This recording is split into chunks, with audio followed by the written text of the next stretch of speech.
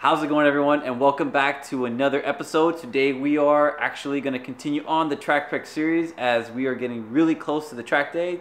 We've already done the coolant change, we've already checked the brakes, I got the brake rotors resurfaced, I got the fluid ready to go, but today we're going to focus on the clutch fluid. So we're going to change all of the fluid out of the clutch master cylinder and try to do a delay valve delete on the slave cylinder itself. So we have a couple things to do today. Hopefully we get it done just in time. But anyway, let's get on to the materials we're going to need for this episode. Okay, so I have some of the materials here in the box what we're going to use today. Of course, you're going to need some new brake fluid. So I'm using RBF 600 as I mentioned before. So we're going to be using that. I think it's only one bottle. You only need about one bottle for the clutch. Next we're going to use is a siphon pump. This is what I'm going to use to take all the clutch fluid or the brake fluid out. And to do the clutch delay, we're going to get some picks. These are small hardened steel picks that I got from Craftsman. So we're gonna try to take that out. There's a little bit of a washer and a step I'll show you guys later in the video of what you're gonna have to do in order to take the delay valve out of the slave cylinder.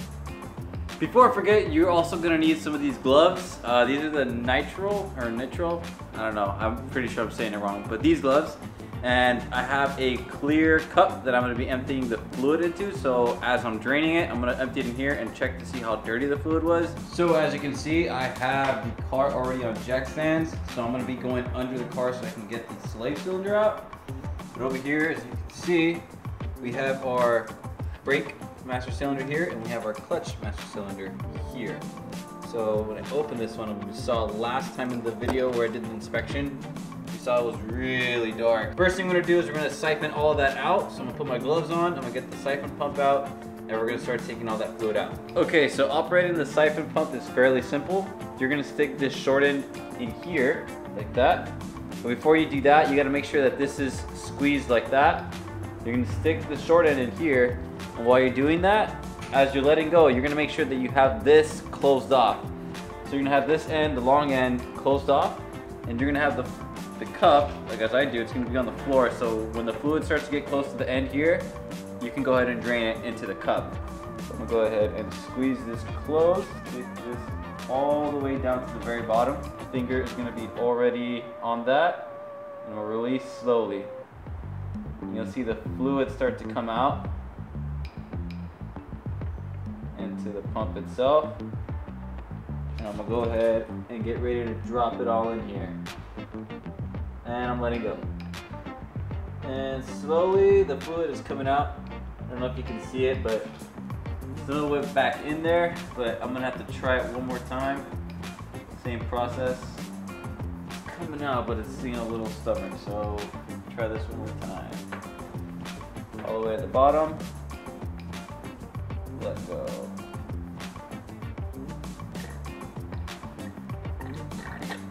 If all else fails, you can always use a turkey baster, but it's basically all in the pump right now. Lift this out. It completely drained it. So, as you can see, some of it is already stuck in here. So I'm gonna go ahead and empty it out this way. And there it all goes. Really dirty. So here's the fluid that I took out. This is pretty much everything out of the clutch master cylinder. Gotta bleed out the other stuff, but this is pretty dirty, but I'm gonna have to use the gravity method of bleeding it out. So I'll show you exactly what that is in a bit. I'm just gonna go in the car and start getting everything ready. Now that you got everything drained and out of the way, what you're gonna need to do is go underneath the car, and where the slave cylinder's at, you're gonna have two bolts just like this one here. They're gonna be a 12mm bolts on the AP2. There's two 12mm bolts holding the slave cylinder in place. So I went ahead and took one out, but you guys are gonna come with me and we're gonna do the last one. There's also it's like a bolt kind of holding onto the line itself, the clutch line on the slave cylinder. I believe that's a 12 as well, but we're gonna double check right now. Here is the slave cylinder. This is where it kind of is relative to where the engine's at. What we're gonna have to do, so we already took out one bolt, so we gotta take out this one. And I believe we have this guy right here to worry about as well. Once you get that out, you'll be able to work on taking the delay valve, which is sitting up here in the top. I'll show you guys kind of a diagram of how to do it. So here we are now, so I was able to take it out. All you gotta do once you unbolt it is just pull it straight out. Might need to wiggle it a little bit, but you should be able to get it out. So right here, bottom to get with one hand. This right here is a 14 mil, I believe.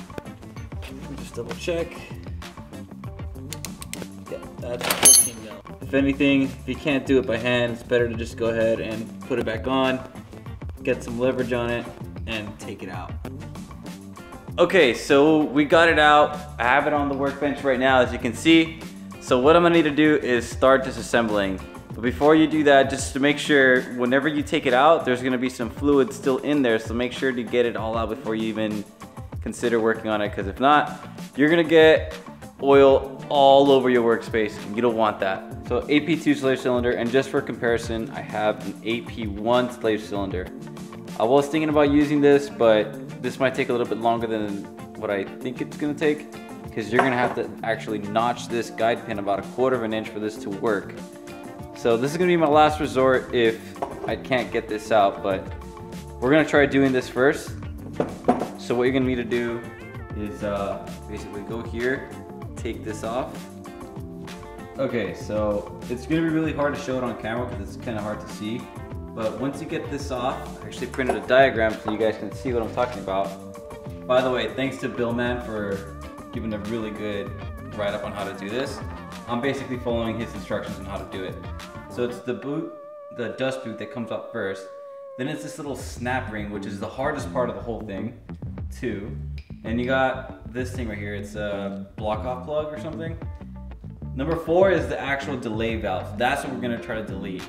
And then we have this delay valve, this delay bleed off valve, whatever it is. And then obviously we have the master cylinder, the slave cylinder. Okay, I need to explain to you guys exactly what's going on here because this is pretty important as to what I did to get the snap ring out. It is really a pain in the ass to get this thing out. Honestly, I don't think you can do it just by using the picks by themselves.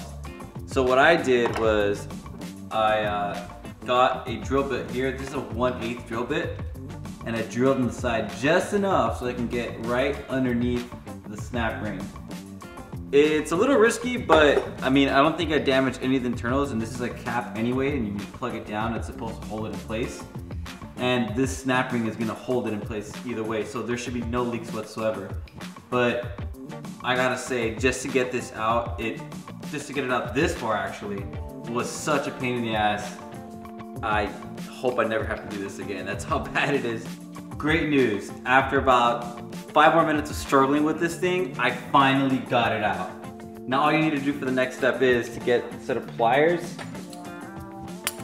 So what you gotta do is get this, and what I did was I twisted and I pulled at the same time, and I twisted a couple more times and pulled it straight out. It's in there pretty damn good, but inside is where I have the delay valve, and I need to get that sucker out.